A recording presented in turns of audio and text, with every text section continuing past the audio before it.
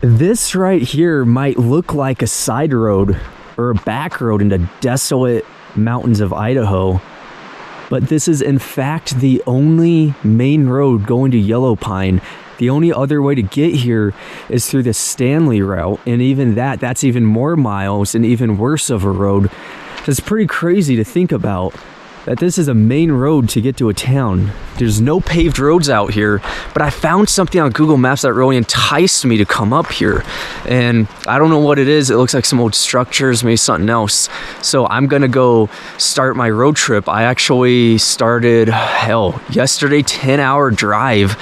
I got an hour and a half left, and it's just such a desolate route. In fact, this town was coined the most desolate town in Idaho and the most isolated town in Idaho because there's no services. You don't have cell service or anything. The moment you leave McCall and come up here, there's nothing, no service, nothing. So you got to bring extra gas. So I've been having to lug around this 5-gallon gas tank. I'm just gonna get camp packed all up and then we will be on our way. So this is Yellow Pine, Idaho. Idaho's most isolated community.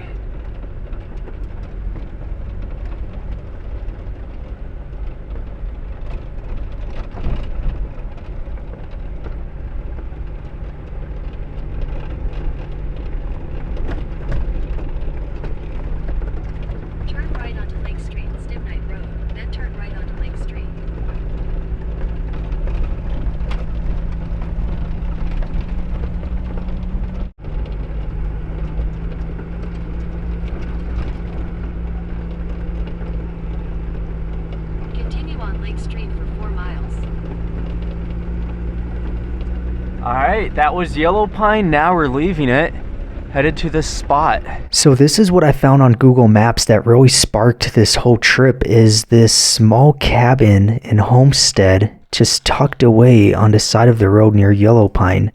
Now next to this is another cabin, and I'm thinking we're going to begin by exploring this one and then come on over and see this one afterwards. This is both on Forest Service land, so I think it has something to do with maybe being an old ranger station or a guard station such as this. Now, one interesting thing about this area is we're outside of the town of Yellow Pine, Idaho. Right here is Yellow Pine, and it is the most underdeveloped, desolate town that's in Idaho. So nothing's out here, a little bit of tourism, but that's about it. But after all that, I'm actually headed back, so we're going to be taking this whole route. You see, I came up from McCall up towards Yellow Pine to see what I found on Google Maps. And then we're going to take this road out towards Stanley and take this whole road back to my own home. So yeah, it's going to be a really long drive, but we'll see what we could find. This is owned by Forest Service, so I say we have a look around. This was like a workshop storage area. Oh, no way. Old battery, some paint.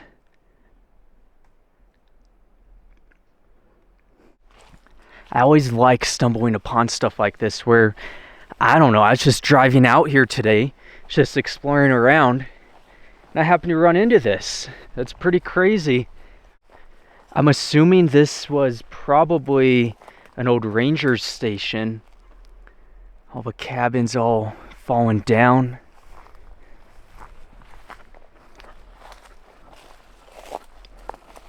Everything's just so overgrown. There's the outhouse. Oh yeah, that's what I love, is seeing this growing on top of the logs.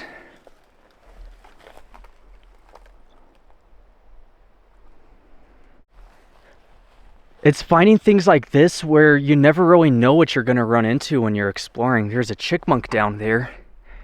And then we're going into the main homestead. This was a closed-in porch. Then right inside.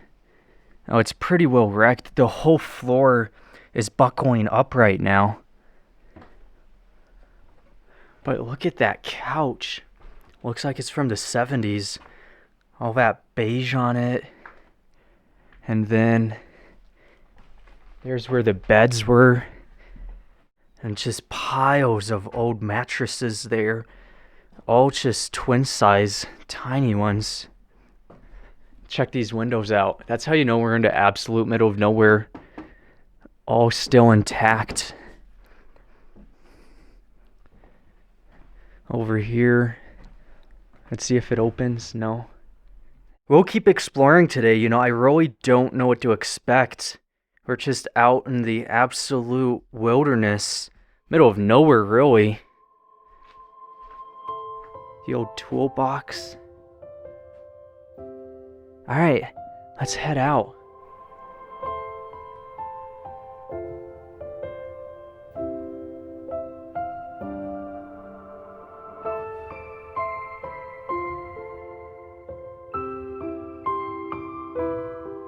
Like I said, I'm just following Johnson Road today, and I'm headed back after a long road trip. I filmed 3 videos, including this one, on this weekend trip. And you could see I'm gonna go through Stanley, Idaho area. Still following Johnson Creek Road right outside of Yellow Pine, Idaho. I happened to find a couple more cabins, and I'm just gonna follow this road today. See what I find all along, because really all of this area is so overgrown. I don't really know what to expect. I don't have anything on my maps today. It's just gonna be completely unexpected things. Now this house is all overgrown.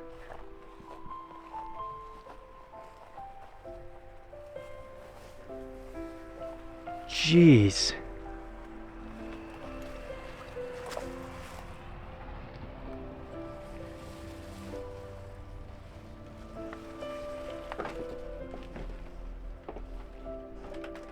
Oh, it's the kitchen. Look at that old recliner. But everything is so overgrown in here. The wood's all rotted too. Just look at the floor, you guys. All this moss right here. It's slowly rotting this place out. And then, let's see, the bedroom. At one time would have been an amazing view. Now, I mean, I guess that's still an amazing view, right? All the trees. And then a built-in closet with one final room, which looks like an outdoor porch. Property of Eddie's Bakery, Boise, Idaho.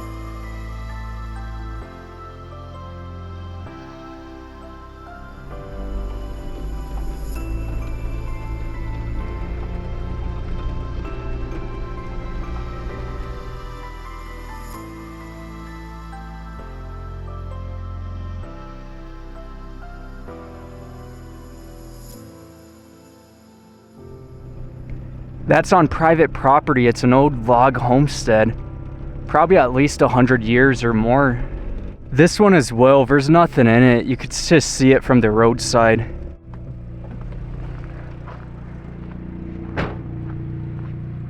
Yo, check this out. Johnson Creek adult chin hook salmon weir wire trap. Total salmon trapped 573, released 501, total collected for brood stock 72. Date 8/2016. I guess the fish, I mean, they can't continue, so they're just gonna get stuck in here. It's kind of interesting. Or maybe there's a release so that they could continue down the river. I've never seen anything like this before though. So it's a salmon trap put up by the Forest Service. Let's keep going, keep traveling on the road. Here's something that's really common, and I experienced it a lot growing up in Northern California, and also recently just exploring around Idaho, and that is all the burning up of mountains. This whole mountain range has burnt up.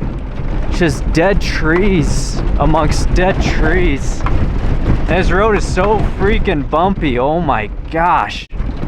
But as far as you could see, there's just a lot of dead trees and a lot of small ones that are just replacing them. Buck Mountain Campground, Boise National Forest. You know, I never really go exploring in Boise National Forest. But yeah, it's just because it's so far away from where I'm at. Now, it is the end of season, which means nobody is around. This is what pretty much all the campgrounds look like right now. Just because of that. The snow's coming and nobody's camping anymore.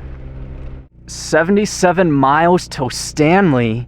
And then after Stanley, I still got freaking 300 or so miles to get home.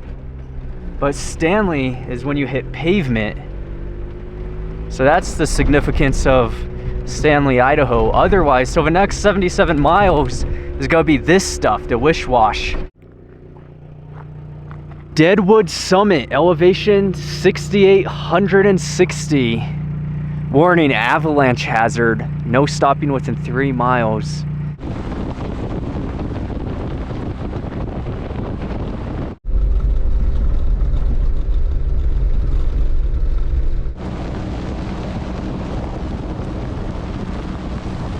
Deer Flat Campground. You know, I've actually come through here a number of times, and there's actually a deer in the background way out by the river right now. Oh, taken off. But yeah, I've come out here a number of times, and this campground is always has at least 2 or 3 people. It's kind of interesting. I like driving through these campgrounds at the end of the season just because they have this like eerie type feel to them. Nobody's camping now. There's a couple people out in the mountains, but really, for Idaho anyway, the peak is July and August, some of September. What's up, buddy? Good, yeah, taking off. That's a pretty nice creek, though.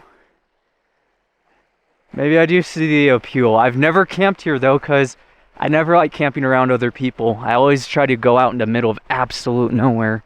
This place is always crowded. All right, buddy, we're gonna relocate you. You know, I realized I never seen dragonflies anymore, and I looked up about a year ago why, and it's because they're going extinct. They've been losing tons every year, and it's because of development, you know, global warming, all that stuff. So they're slowly just phasing out. Because I remember I used to see hundreds of them, but now it's like they don't. Wait, no, buddy, that's not very nice, buddy. Let the little man be. He don't want to get off. He's just gripped tight on my finger.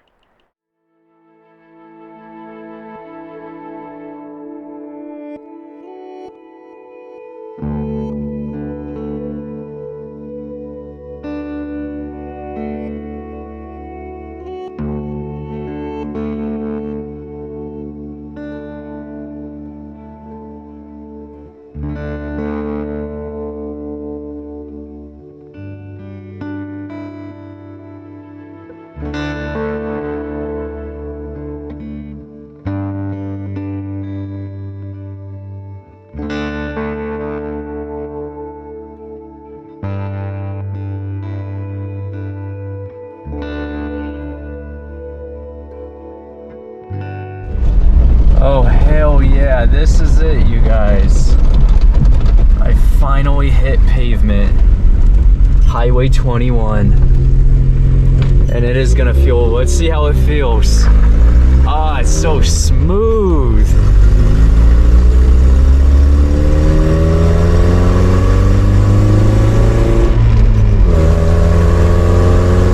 Look at this shifting action. 21 miles till Stanley, and then freaking still 4 hours till we get home. But this, I love this. I've been driving on that wish-wash all freaking day. It is nice to get back on pavement. Here's another town I always like checking out, is Sunbeam. It's an old historic town.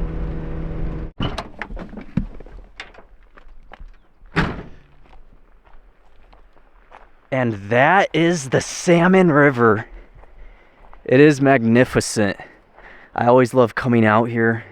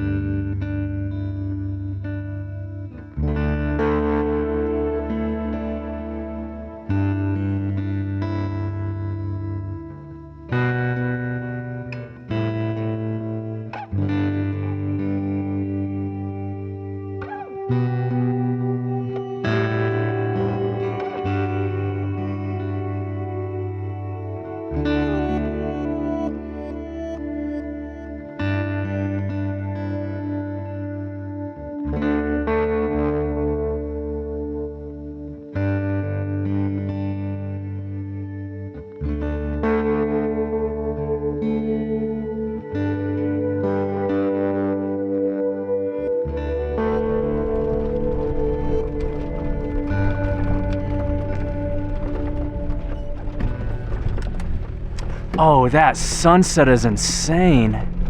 Straight ahead of us. That looks amazing. But right now, we are headed to an old cemetery. You can't see it, but literally right there, maybe 50 feet, is a huge lake known as McKay Reservoir. I didn't want to drive up this in the dark. I could have easily made it. Yeah, maybe I should have.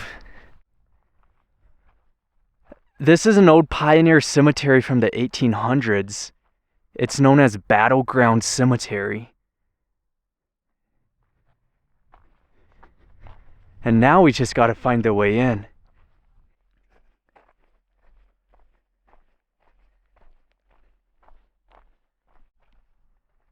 Battleground Cemetery.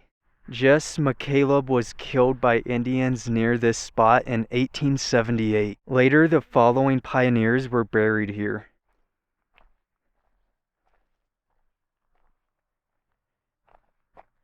Oh, some signs of a grave.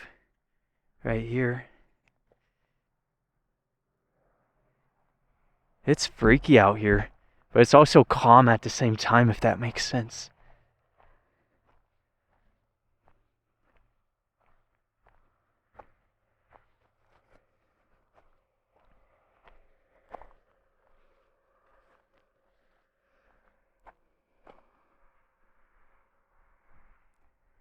There's really no graves left. I mean, it's such an old place, you know? There's not gonna be any. Alright, let's turn the light off. Let's just look around like that. Ready?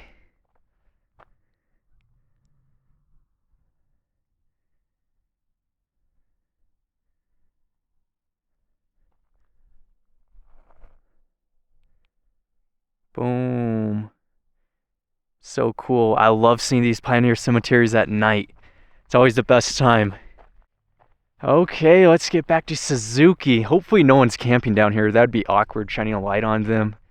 So with my super bright flashlight, you could see a signage put up by the Forest Service, a bathroom. That's what that building is. Suzuki. What's up, Suzuki? And then McKay Reservoir. The beginning of it anyway, so not too much water. It's pretty shallow right now. Alright, I'm gonna call that a wrap. Let's get back to the Suzuki.